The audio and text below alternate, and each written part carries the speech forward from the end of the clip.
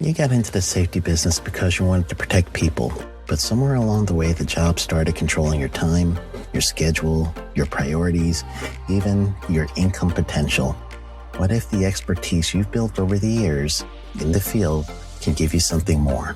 More freedom, more control, more ownership of your future. I'm Sheldon Primus, the author of 7 Steps to Starting a Profitable Safety Consulting Business and the host of the Safety Consultant Podcast, with more than 350 episodes helping safety professionals become consultants and grow their career. Consulting changed my life. In fact, I'm a full-time RVer, and one consulting contract paid for my home I live in today.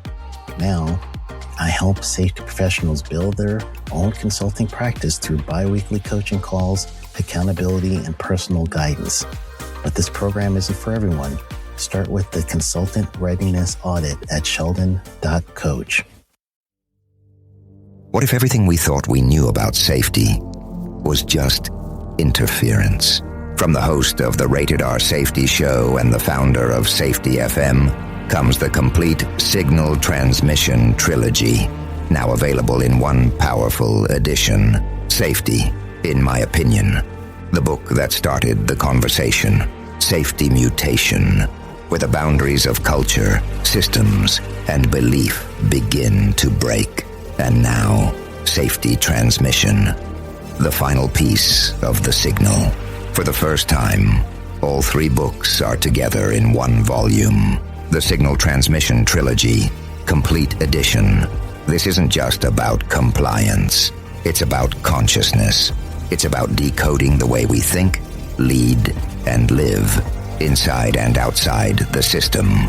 Whether you've been following the signal since the beginning or you're just now tuning in, this is the version to own. Search Signal Trilogy on Amazon or visit safetyfm.com to get your copy now.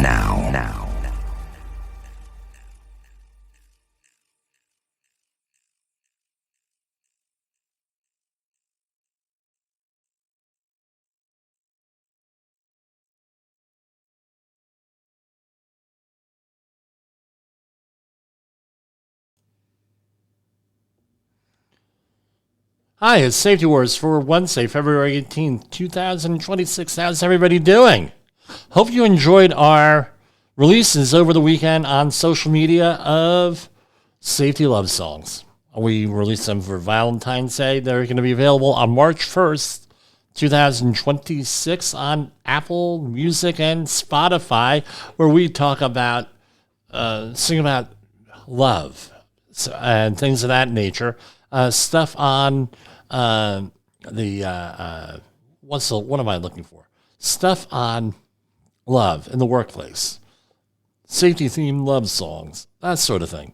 So that's what we're talking about over the next couple of weeks. We'll be promoting that. We'll also be talking about tonight a lot of accidents out there. We're talking about the sewage problem down in D.C., where I missed. It didn't really make the news until yesterday or was it the day before yesterday? Monday, it's Wednesday, on how bad that issue is out there. So we're going to go out there and do our thing and everything else tonight, talking about this stuff. So let's go with our intro. Hi, this is Jim from Safety Wars. Before we start the program, I want to make sure everyone understands that we often talk about OSHA and EPA citations, along with some other regulatory actions from other agencies, legal cases, and criminal activity. Everyone is innocent until proven guilty in a court of law. Proposed fines are exactly that, and they are often litigated, reduced, or vacated. We use available public records, news accounts, and press releases. We cannot warranty or guarantee the details of any of the stories we share, since we are not directly involved with these stories, at least not most of the time. Enjoy the show. This show is brought to you by Safety FM.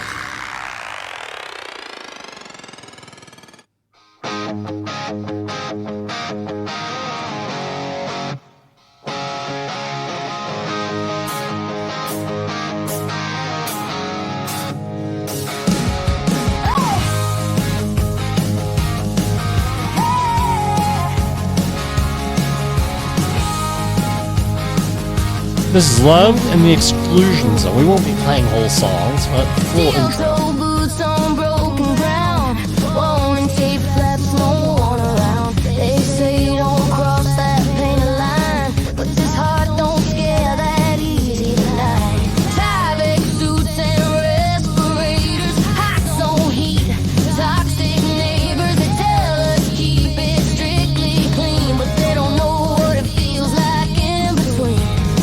You lock eyes through a face piece shield. Static crackle, but it feels real. We found love in the exclusion zone, where the air is tested and the risks unknown. Love in the exclusion zone, hard hats on and hearts full blown. They say danger's all that lives in here, but you're the clearest thing I've ever known. Yeah, we found love in the exclusion zone. Yes, that's Love in the Exclusion Zone.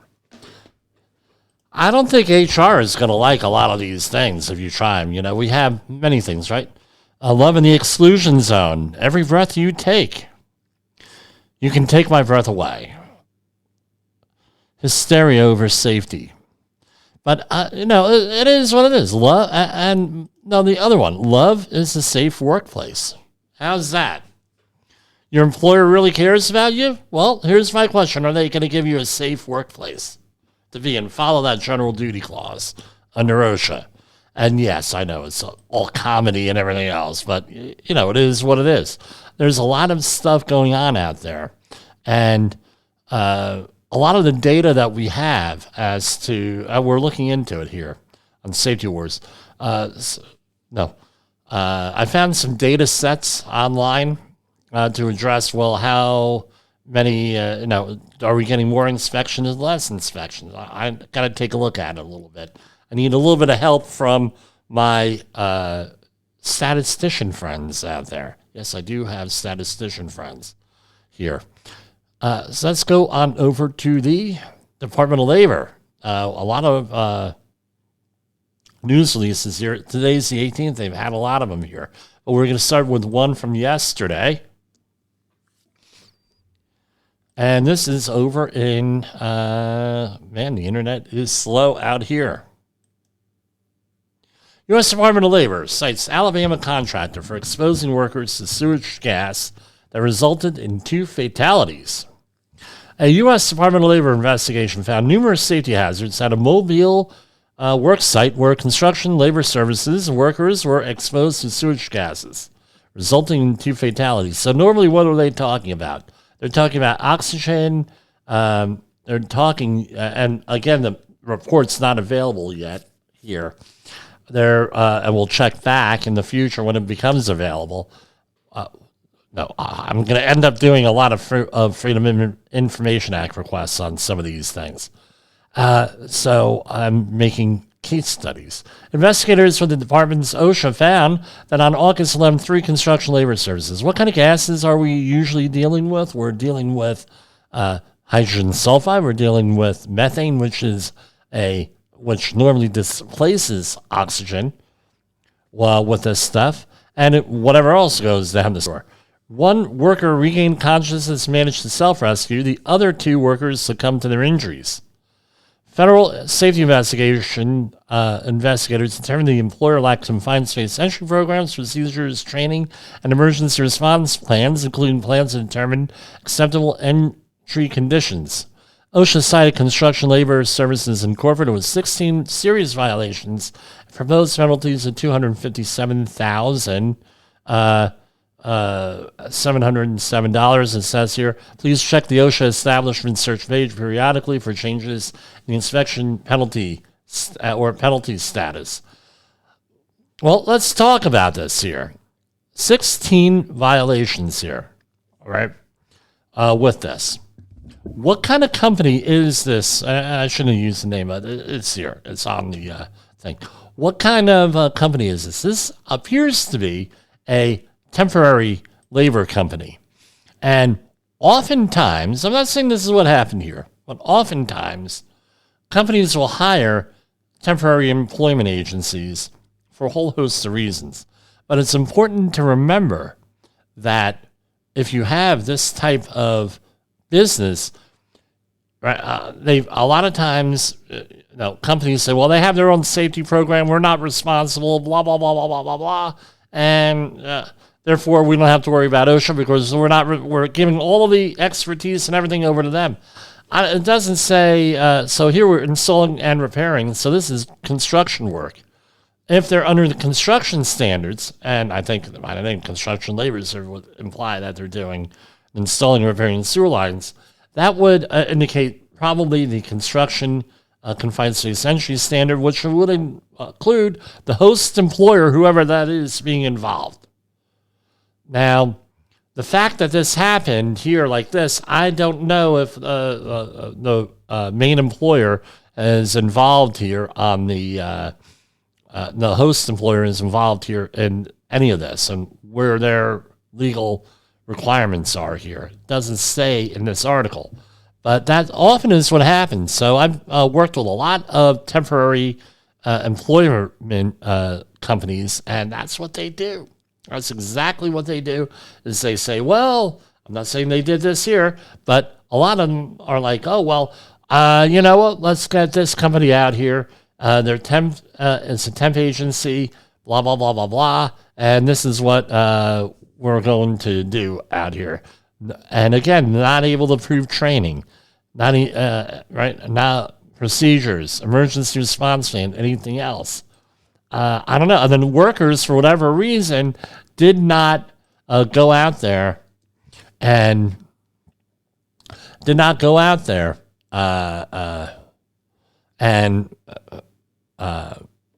what's the word I'm looking for? Push back, ask questions, have better conversations, any of that. And that is the theme of a lot of the companies I work with this year, is that we got to have better conversations. So human organizational performance is working at a lot of things. A lot of companies are doing them. Let's have better conversations.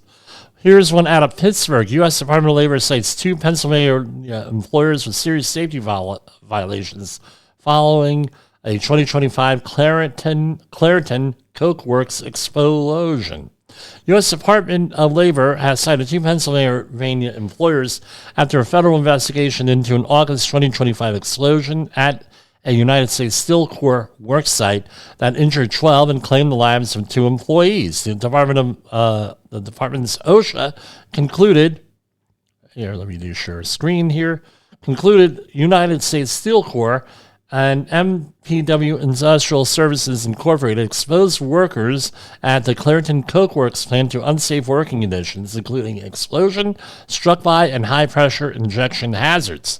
The federal safety inspectors determined that the company failed to reuse required safety management and energy control practices. That means lockout, tagout, folks, for hazardous work involving flammable gases. OSHA also concluded that cleaning services contractor failed to provide a relief valve for a high-pressure water system and did not coordinate energy control practices for hazardous work. OSHA cited 1 company with 7 serious and 1 other than serious violation and proposed $118,214 in penalties. The agency cited the other company with 4 serious and 2 other than serious violations and proposed $61,473 in penalties. Both employers have 15 business days going on and on to appeal this. So what's my point here? We're looking at fines here that are pretty stiff for OSHA with this. Now, let me point out something to you. We do not have all of the data yet. Right? We're still generating that. And plus, we had a very long government shutdown in October on what any of the statistics are. Are they doing more inspections, less inspections, what have you? According to some of the industry insiders that I have spoken to, there are fewer inspections, but when you're getting inspected, you're getting the full force of the law on that. So take it for what it's worth. That's what we are hearing. When I see official statistics and I analyze them myself, like I said, I have a data set that I have to look at. We'll figure that out for you and release it here on our show. U.S. Department of Labor to probe California's unemployment insurance program to address fraud and improper payment concerns. The U.S. Department of Labor today announced steps it will take to address fraud and improper payment concerns related to California's unemployment insurance program. In a letter to California's Employment Development Department, the Labor Department cited the state's poor performance in key areas, including an increasing improper payment rate, insufficient timeliness of payments, and the accuracy and quality of the state's data, quality that matters for accountability, eligibility of participants, and responsible use of taxpayer and employee dollars. In addition to performance concerns, California also has a depleted UI unemployment insurance, UI trust fund. The unemployment trust fund holds state collected payroll taxes used strictly to pay the state portion of the unemployment benefits. California currently carries $21 billion, that's billion with a B, in borrowed funds from the federal government to keep the state unemployment system afloat. The Labor Department previously announced that because of this continued that California employers are now subject to increased taxes to repay the outstanding loan balance. Again, now, financial issues and potential fraud, and this is from Lori, Secretary of Labor, Lori Chavez de Raymer. Financial issues and potential fraud in California's unemployment insurance program will be fully examined. The previous administration turned a blind eye towards failing labor programs. This ends now. Immediately, we are engaging a specialized strike team to uncover any potential fraud or abuse and quickly moving to protect the American worker and taxpayers. I look forward to restoring the California UI program's integrity and financial health. The California State Auditor has also identified the state's UI program as high risk. The auditor noted that inadequate internal controls failed to prevent suspected fraud during fiscal years 2019 to 2020 to 21, allowing the payment of more than $30 billion for potentially fraudulent claims. Now, here is my take on this whole thing. So take note, Republicans on here. Perfect campaign issue. I have not heard anybody else cover this except for here. So this is what your advantage is of living here. This is a political issue because the governor of California, Gavin Newsom, is going to be likely running for president here. This is good. Look at this. I tell you what, if I'm an employer in California and I don't have to be in California, guess what I'm going to do? You have increasing unemployment insurance and tax? Okay, we're packing up our stuff and we're moving to another state, maybe right over the border. So we don't have to do this here. Again, and then if you're self-employed and you're forced to pay that unemployment tax, why would you do it in California? I have no idea here. Greener passages.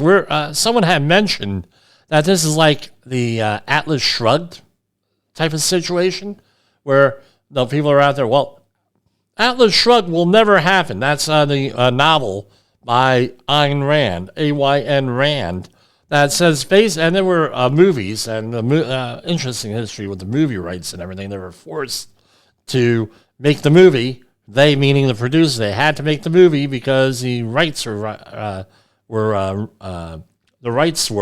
running out. So therefore, with that, the rights were running off. So they had to hurry up and do it, and it could have been done better on some levels on there. But they had a lot of good actors and actresses in there too. So on the other hand, it was well produced for what they had to deal with.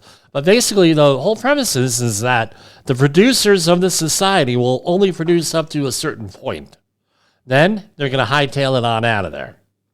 And they set up their own community and everything else. You can go and rent the movie or read the book with that. And the Fountainhead with Gregory Peck, old movie there, where that is a good movie where the speech he gives in the courtroom scene on there gives the whole lays out the whole philosophy of what's the Ayn Rand philosophy. I'm drawing a blank. It is objectivism in there with that. Now, this is a field trip that we could probably do here and get some photos here. 240, and again, this was not really well covered up here in the Northeast. Did not make the national news as far as I know. But I mean, we're seeing, I can't show the videos because we don't have remote. Well, probably could get away with it, but I don't want to do that. Potomac River, this is from NBC News today, from this morning. Potomac River E. coli levels skyrocket after 240 million, within that million gallons of sewage pour into the waterway. The EPA called it an ecological crisis of historic proportion after a massive sewer pipe collapsed north of Washington, D.C. I mean, what's this going to do for the whole Chesapeake Bay as far as E. coli contamination here? An ecological crisis of historic proportion is underway in the Potomac River after a massive sewer pipe collapsed north of Washington, D.C. I'd love to know what the cause was. So let's see if the article says what it is. Millions of gallons of diseased waste polluting the Potomac, a waterway that winds through the nation's capital, is one of the largest sewage spills in U.S. history, according to the University of Maryland. The E. coli bacteria levels in Potomac were hundreds of times higher than the level the EPA considers safe, right? And E. coli is from Gluvno. We all know that, right? When the water was tested this week at the site of the spill, about 243.5 million gallons of raw sewage have poured into the Potomac since the January 19th spill, but the waters near the capital city's Georgetown neighborhood fell within EPA safe limits when they were tested Monday and were in a risk for gastrointestinal illness and skin infections, largely because the river has been frozen for weeks. D.C. Water has told area residents to avoid the untreated sewage, and it urges, presumably in the river, it urges anyone who comes into contact with the wastewater to leave the area immediately, wash exposed skin thoroughly with soap and clean water, and seek medical attention if symptoms occur. That's primarily gastrointestinal illnesses and skin infections.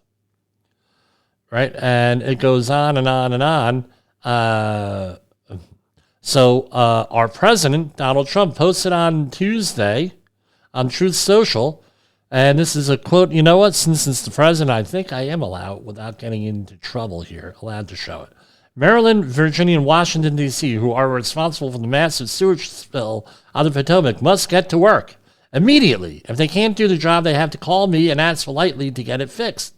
The federal government is not at all involved with what has taken place, but we can fix it. But remember, even in that case, with a democratic shutdown, we'll have to bring in true patriots to do the work because many are not working right now. Boy, never miss a chance to politicize things, huh, Mr. President? But yeah, hey, I tell you what, I'm not going to mention what. I did send him a letter, and they did change a policy decision. So, on that. So, these Democrat-caused disasters, both river and shutdown, will only get worse. The two governors and the mayor of D.C. must act immediately. This is a radical left-caused environmental hazard. With all their talk about carbon footprints and everything else, they're allowing hundreds of tons of sewage to pour into mighty Potomac, making it much less mighty. Act fast. I am awaiting your call. Thank you for your attention to this matter, President Donald J. Trump. I don't know what the cause of this spill is here. When information becomes available, I will. I absolutely will share it with you. Here we have a story from The Hill. D.C. Water provides updates 1 month after massive sewage spill into Potomac. This is a 4-minute read, but on Safety Wars, it will go 20, 30 minutes commentary afterwards. Who knows? This is from this morning from The Hill, story by Mariel Carbone. On Tuesday, the D.C. Council received its first briefing with water. D.C. Water after more massive sewage overflow into the Potomac. The Potomac Interceptor initially collapsed on January 19. The sewer line, which is 72 inches in diameter, carries 60 million gallons of wastewater daily from Maryland, Virginia, and D.C. Following the collapse, several additional overflows occurred, and all D.C. water estimated 243 million gallons of sewage. That doesn't sound right. It's counting 60 million gallons a day. I don't know. So, according to Councilmember Charles Allen, who organized the briefing, I think there's been a lack of clarity for the public to understand. Though, right, we've got messages from the DOL website that don't go in the water, don't be exposed or whatever, but no signage there. I was in Georgetown Park last Sunday. There were kids splashing in the water and people fishing. Right? So currently a bypass system is in place that directs the sewage around the broken pipe into the C&O canal, then back into the pipe. Let's see if they have... no, I'm going to go back on this, and I'll post if they have a publicly available meeting on here. We'll post that here. I haven't been able to find one. Is there one? So they say it's going to take 9 months to do this. I don't think this is going to be a. So what have they done? Right, as DC Water. This is from DCNewsNow.com. So as DC Water warns, it could take 9 months to fully stop the sewage spill into the Potomac River. Concerns grow over the threat to the crab and shellfish injury. Many worry that the water contamination poses serious risks to marine life. The spill now enters day 28, and many are worried about the impacts of local crab fishing. Right, and here's another story. Environmental activists demand action. Now, what does the EPA say? Does the EPA say anything on this? I don't know. We're going to the EPA website here, and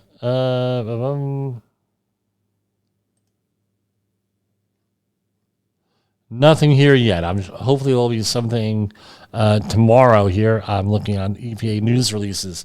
We're going to go to our first commercial break, and let me remind everybody, we do online training here, right, via Zoom and everything else. Give us a call at 845-269-5772. Text message is the best. And give us a call. You want training? We got it for you. All different types of stuff we do. So let's go to commercial break. Safety Wars is streaming now. SafetyFM.com. In an unpredictable world, one voice rises above the chaos. Meet Jim Polzo, a seasoned safety expert who's navigated through some of the most dangerous scenarios, from anthrax, explosive cleanups, disasters, and numerous environmental cleanups, and lived to tell the tale. Now he's bringing his wealth of knowledge, insights, and experiences to you through Safety Wars. From workplace hazards to the hidden dangers in your own home, Jim covers it all with his engaging storytelling. Safety Wars isn't just a podcast, it's your guide to a safer world. Join Jim Polzo and become part of the Safety Wars revolution. Available on Spotify, Apple Podcasts, YouTube, and wherever you get your podcasts and videos. Safety Wars. Your safety is our mission. This is gonna blow your mind. There's a new daytime talk show on your local cable access station. What happens when safety, scandal, and heartbreak collide? Welcome to Safety Wars, the talk show. Today's episode is a doozy. Imagine confronting your unsafe supervisor who just happens to be your ex-wife's new hubby. Talk about a powder keg. But wait, there's more. We've got an exclusive interview with a corporate exec who's taken out life insurance policies on his riskiest workers, hoping to cash in on a deadly mishap. Yup, you heard that right. It's a real-life plot twist you can't make up. Tune in as Jim Posel, CSP, our very own Jerry Springer of Safety, dives deep into this explosive confrontation. Sparks will fly and secrets will be exposed. Catch the full episode on Safety Wars on YouTube and your favorite podcast platform. Don't miss out on the drama that could save your life. Like and share now, and stay safe, folks. What if everything we thought we knew about safety was just interference?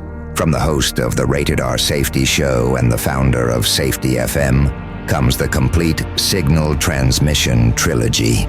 now available in one powerful edition. Safety, in my opinion, the book that started the conversation. Safety Mutation, where the boundaries of culture, systems, and belief begin to break. And now, Safety Transmission, the final piece of the signal. For the first time, all 3 books are together in one volume. The Signal Transmission Trilogy, Complete Edition. This isn't just about compliance. It's about consciousness. It's about decoding the way we think, lead, and live, inside and outside the system. Whether you've been following the signal since the beginning or you're just now tuning in, this is the version to own. Search Signal Trilogy on Amazon or visit safetyfm.com to get your copy now. OSHA recordables, catastrophic losses, environmental disasters. You want answers? So do I. This is Jim Posel with Safety Wars. That's my daddy! Okay, so we are back. Here we are. This is from DOEE.dc.gov. The Potomac Interceptor Update and Facts. So this is a government website, so we are sharing with it. We're sharing. Hey, we looked it up here. Wednesday, this is from today, Wednesday, February 18, 2026. This page will be updated every Friday with the latest water quality monitoring results and new information. DC drinking water remains safe and unaffected. DOE is tracking regional test results. We want to see multiple consistent test results showing safe levels before public guidance changes. Drinking water is safe and is not impacted by the sewage release. Avoid unnecessary contact with water from the Potomac River. Avoid fishing the Potomac River. Keep pets away from the Potomac River. They give you some testing updates. Here is some water repair things. So here we have repair. Oh, look, they're going all the way back. Right here. So this in itself. So what is the update today? So here's our nice video here. The guys are doing a permit an excavation. They're probably treating it as a permit required confined space. They probably should. So what do we have going right here? We have a lot going right here. Here we have a ladder within 25 feet of all workers. Here we have a railing system around the edge of the entire excavation here that they showed. Top rail, mid rail, and on one side a tow board, the other side no. I don't know what the deal is there, but with that, we have the workers inside a trench box working, and they also have some other shielding there and shoring with that. And they have, let's see, those are pumps on the right-hand side from a nationally recognized rental company.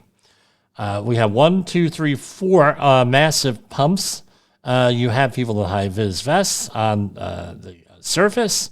And with that, down there, what do they have? They have harnesses on underneath that appear to be harnesses. So, yeah, it's looking pretty good out there with that. So, collapse. Here, this is what they are. A collapse of a 72 diameter section pipe caused overflow of more than 200 million gallons of wastewater into the Potomac River. Bypass system is now rerouting the wastewater around the collapse to limit overflows. Work continues to clean out the pipe so crews can begin repairs. DC Water is testing the river for E. coli. The sampling results are posted below. Drinking water is not impacted. An open letter and this is from February 11th. Again, this has up until like yesterday.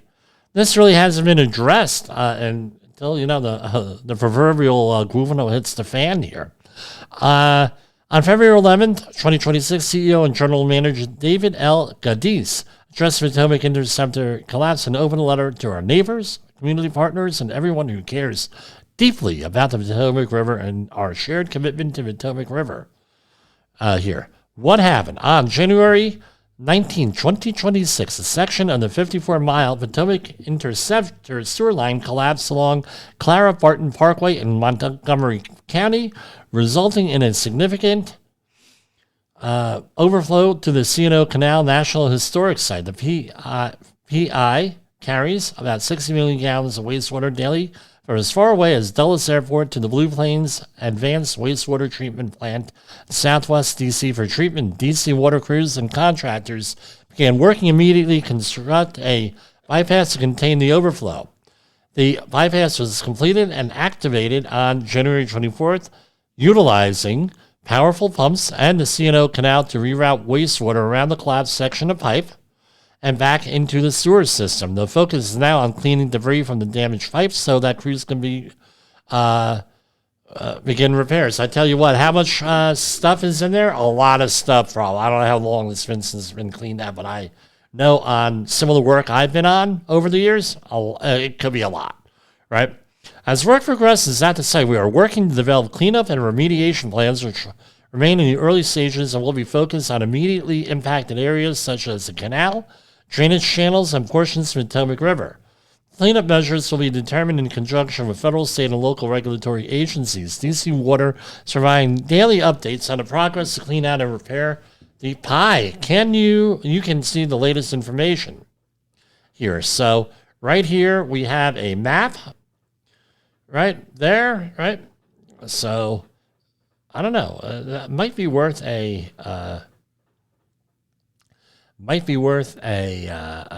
what do I call a road trip here? I don't know.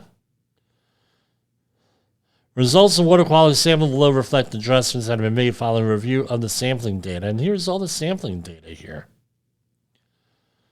Right, so they have at the National Harbor, number 6, right?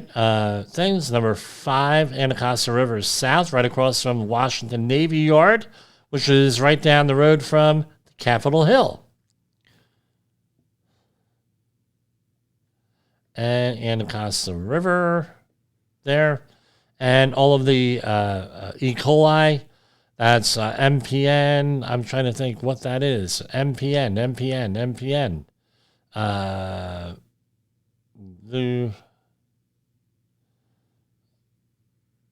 But anyway, avoid the area and everything else. And with that, I don't know. I can't wait to hear the whole report on what exactly is going on here with this, because it's it's very frustrating. So this is what I always say, right? I've been saying this for many, many years. It's not what they tell you that's what the problem is. It's what they don't tell you. And if you really want to do an investigation here, what are they not telling us in these reports? And then more importantly, we've been obsessed. And I mean, news media, like everything else here, is there is business. You want cheap, they want cheap things and charge a lot of money, advertising. This whole thing with Samantha Guthrie and her mother here at Missing has been in the news and the weather has been for many, many weeks here now, going on like 3 weeks. It would have been nice had we known about this a little bit earlier on the national news with this. And now it's being politicized here with this.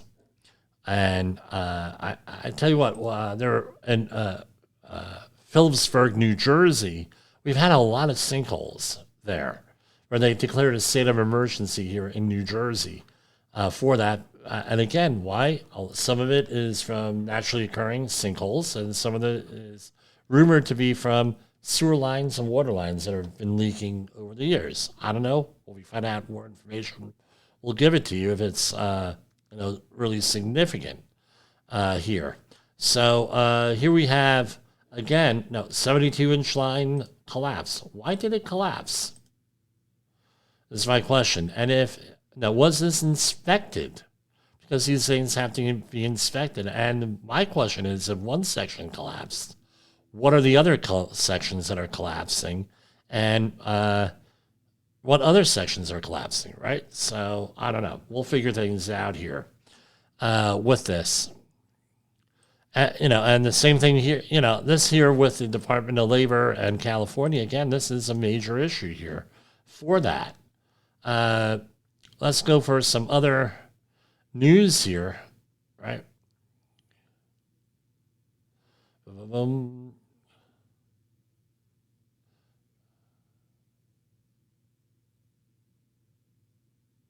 right. Here's some other news on sewage.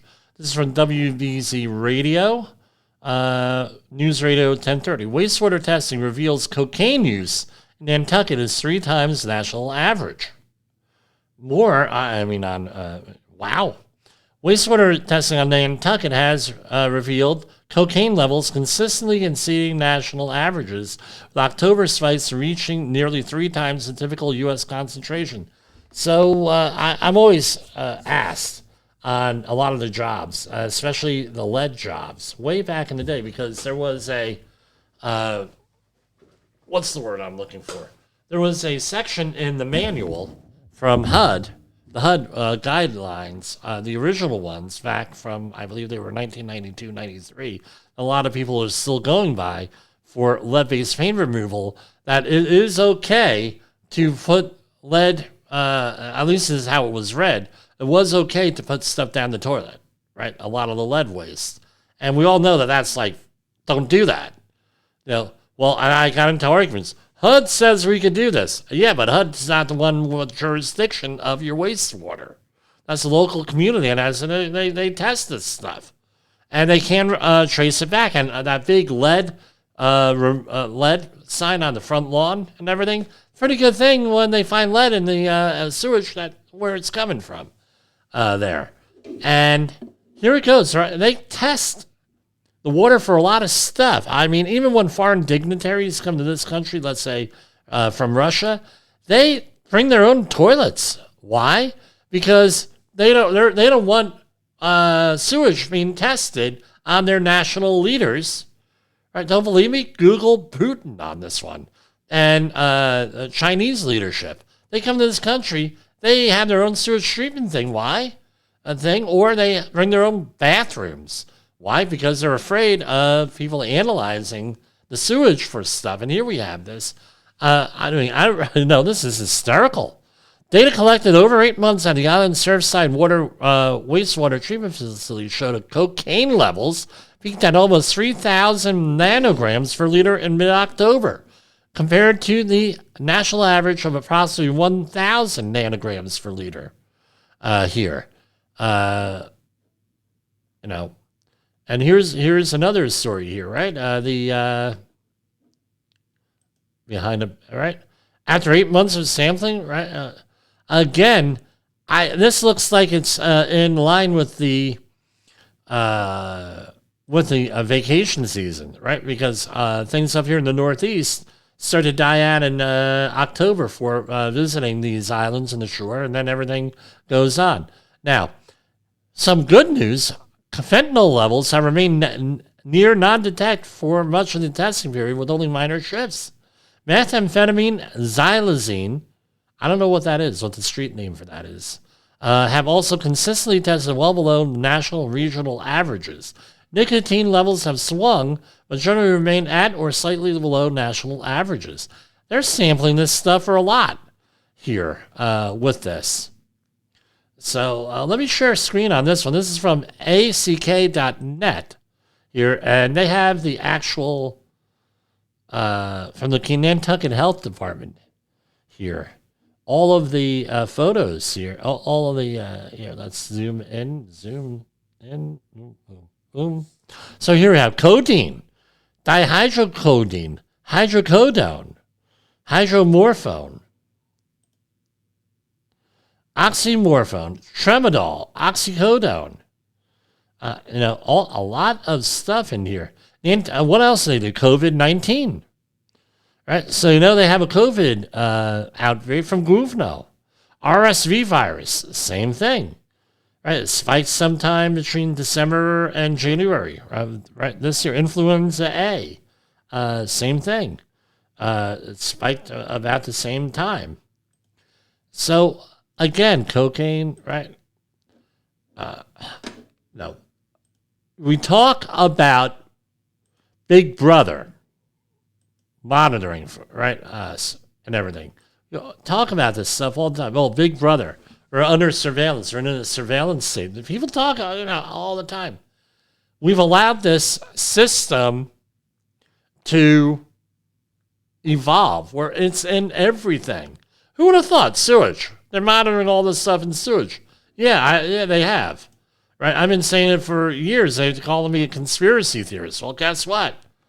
Here it is. They're monitoring for that. Now, the thing is, what do they do about that? Can they localize? Can they localize all of this stuff? What are they localized, meaning neighborhood, come back to neighborhoods for things? Or probably can do that. So, again, more and more data mining. I can assure you now, what some savvy person is going to do is they can say, look, there's a high demand for drugs in Nantucket. Let's go there and supply drugs in Nantucket. Or maybe on the other end, well, guess what? We have all this high thing. Maybe we should do drug testing on our employees that live in Nantucket. Maybe we need to do that. And there are good things because now you're able to trace pandemics and everything through the sewage. Amazing here with everything there. Some other stuff here. So here, let's check out some of the, and again, these are workplace accidents. Here we have from ehsleaders.org, East Freetown, Massachusetts concrete contractor, and I won't mention it, pleaded guilty in federal court in Boston, willfully violating OSHA safety standards in 2023 incident that led to a worker's death. The company used a large soil screen to process and screen soil and similar substances, according to the court document. The soil screener was 46 long and 13 foot long, weighing all of this weight, weighing 35,000 pounds. The tail conveyor of the soil screener, which weighed approximately 1,500 pounds, could be placed in a vertical closed position or open approximately 45 degrees. And this is probably what got the company into trouble here. Not only that, right? And the worker, more importantly, because the worker died. On September 6, 2023, a company employee was working alongside a company co-owner on the tail conveyor of the soil screener.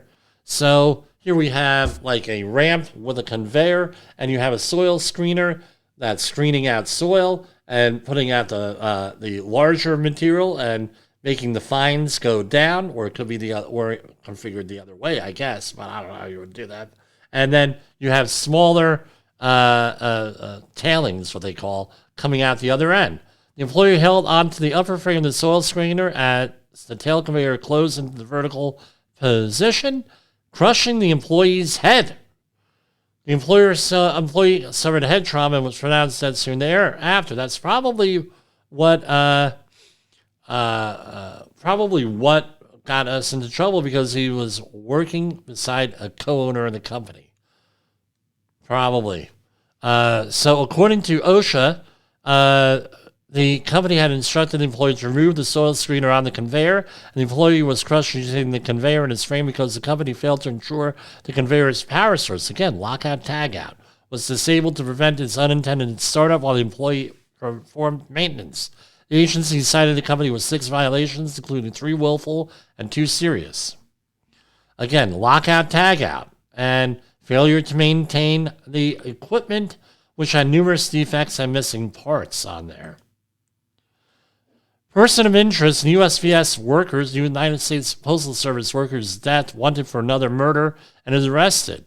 Federal investigators say a person of interest in the shooting death of the USPS service letter carrier is in custody. This is from DeKalb, Georgia, from WSV-TV 2. Right, the U.S. Postal Inspection Service confirmed that they were at a home on Oxford Drive on Tuesday evening as part of their investigation. And the postal worker was shot and killed on February 12th. That's last Thursday. And News Chopper 2 flew over, and this is from WSV-TV, flew over the home as FBA surrounded and tossed flashbangs at the home. And Channel 2 Action News also saw U.S. Postal Inspection Service investigators at the home. And they're offering $250,000 reward for that. Next up, This is from on a roofing contractor. I think we mentioned this before. This is a construction company. New York roofing contractor fined $600,000 in workers' fall. And this was through a skylight. And from a company from Setauket, New York, settled the case with federal authorities late last month, 4 years after investigation began into repeated safety violations at the commercial roofing firm. With that, again, roofing is a targeted industry here. And Iowa Supreme Court reverses a $3 million verdict in a Vinton Quarry worker death.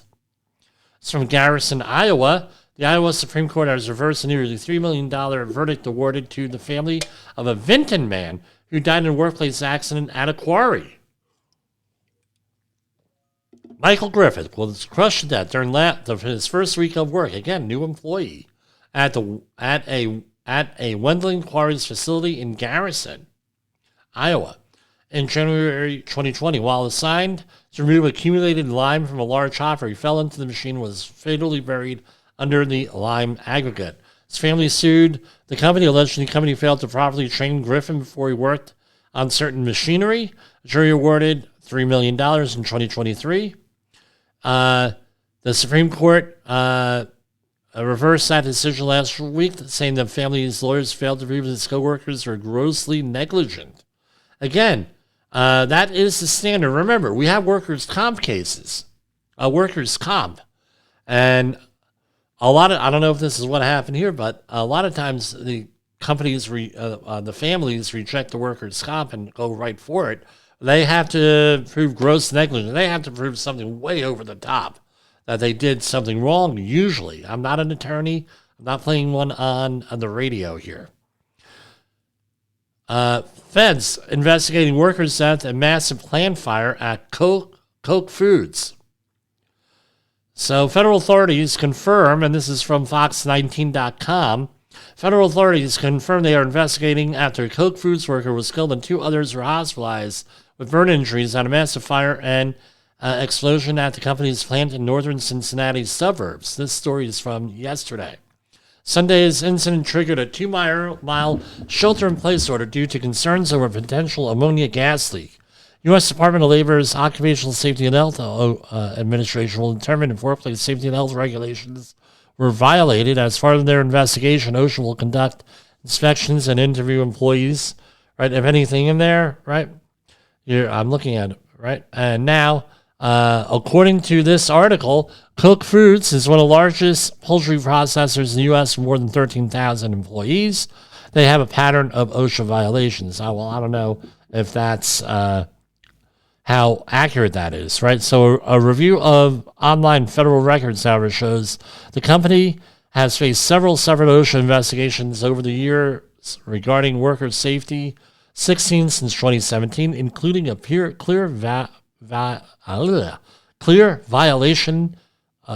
pattern of violations with that.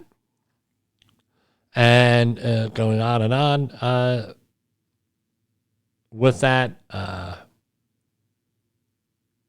they mentioned previous violations. OSHA issued a serious citation last month on another plant, and these can carry fines of up to $17,000. So I don't know if they even updated the OSHA fines. I don't know. We'll find out for you. Let's break real quick here for one more commercial break or song or something. I don't know. With that, and we'll go from there. At Safety FM, we're just a humble radio station and podcast network. But we're changing the way people look at safety, one broadcast and one podcast at a time. Because here, we don't treat the word safety as a dirty word. We make it powerful. Rated R Safety Show. Jay Allen pushes boundaries and breaks myths. Safety Wars. Jim Posel brings the battle for safety to life. Pre-accident investigations. Todd Conklin dives deep into human performance. The Safety Consultant Podcast, Sheldon Primus helps you build your business and your career. A Hope podcast with no name. Andy Barker and Matt Florio keep it real with human and organizational performance. The Accidental Safety Pro, Jill James, explores what it means to grow in this profession. The Safety of Work, Dr. Drew Ray and Dr. David Proven bring you science, research, and real-world impact. Hop into action. Ben Hutchinson gets you moving from theory to practice. Truck Safe Live. Brandon Wiseman delivers compliance and safety for America's road warriors. The Safety Pro Podcast. Blaine J. Hoffman blends leadership and innovation for today's workforce. Whether you're on the job, on the road, or on a mission to make work safer, there's a voice for you at Safety FM. Safety FM, changing the way people look at safety, one broadcast at a time. Visit safetyfm.com or download the Safety FM app wherever you get your podcasts.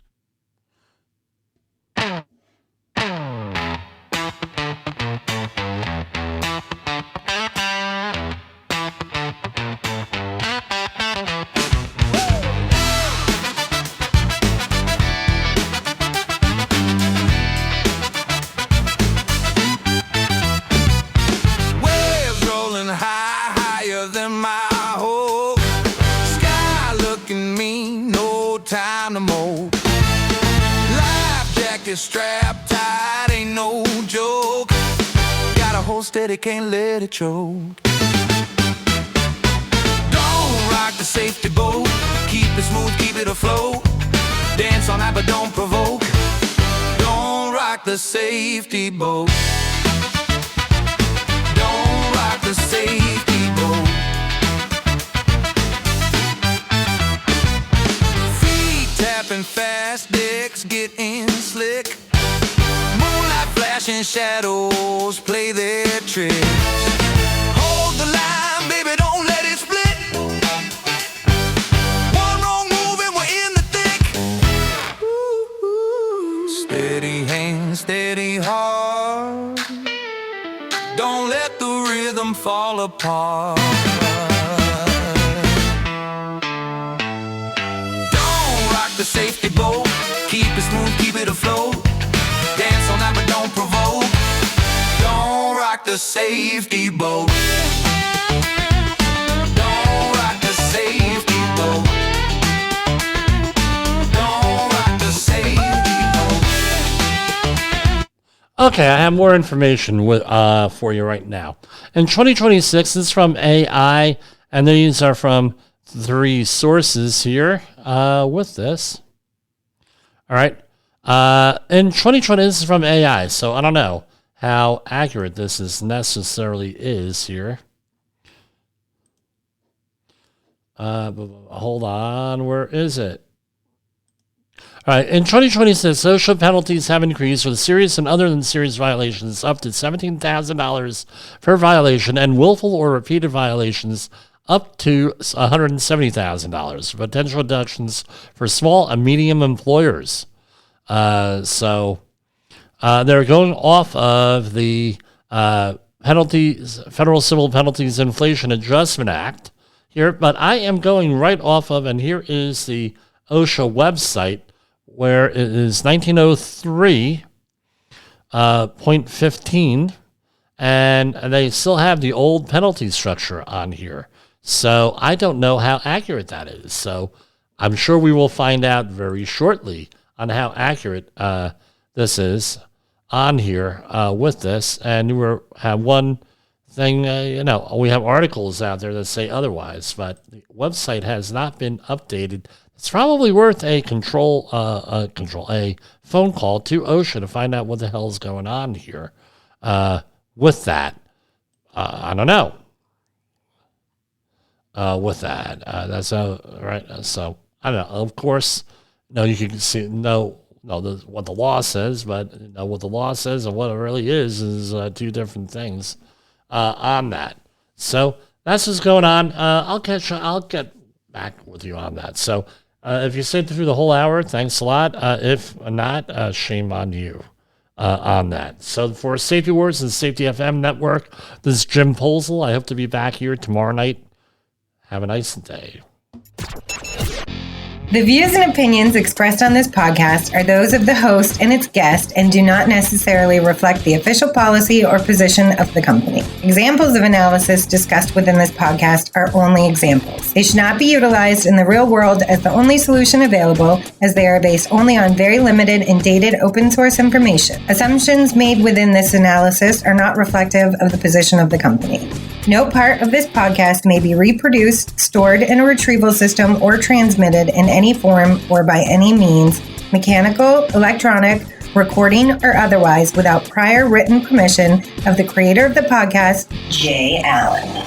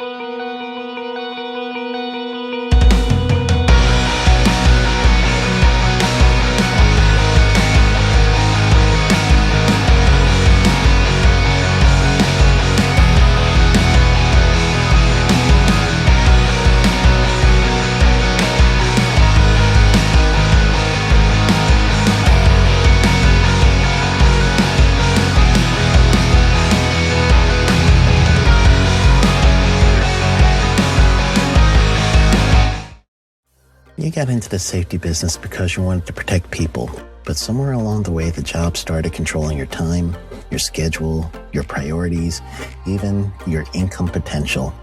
What if the expertise you've built over the years in the field can give you something more? More freedom, more control, more ownership of your future. I'm Sheldon Primus, the author of 7 Steps to Starting a Profitable Safety Consulting Business and the host of the Safety Consultant Podcast, with more than 350 episodes helping safety professionals become consultants and grow their career. Consulting changed my life. In fact, I'm a full-time RVer, and one consulting contract paid for my home I live in today. Now, I help safety professionals build their own consulting practice through bi-weekly coaching calls, accountability, and personal guidance. But this program isn't for everyone. Start with the Consultant Readiness Audit at sheldon.coach. What if everything we thought we knew about safety was just interference? From the host of the Rated R Safety Show and the founder of Safety FM comes the complete signal transmission trilogy, now available in one powerful edition. Safety, in my opinion, the book that started the conversation. Safety Mutation, where the boundaries of culture, systems, and belief begin to break. And now, Safety Transmission, the final piece of the signal. For the first time, all 3 books are together in one volume. The Signal Transmission Trilogy, Complete Edition. This isn't just about compliance. It's about consciousness. It's about decoding the way we think, lead, and live, inside and outside the system. Whether you've been following the signal since the beginning or you're just now tuning in, this is the version to own. Search Signal Trilogy on Amazon or visit safetyfm.com to get your copy now.